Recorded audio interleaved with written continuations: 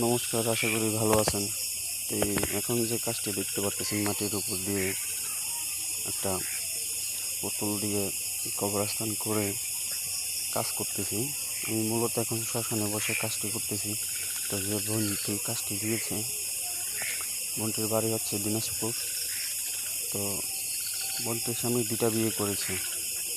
তো প্রথম বউ যে জ্বালা যন্ত্রণা করতেছে বুঝিনি। তো সতীনের ঘর করতে গেলে অনেক কিছু ফেস করতে হয়, অনেক সমস্যা বাধা থাকতে পারে।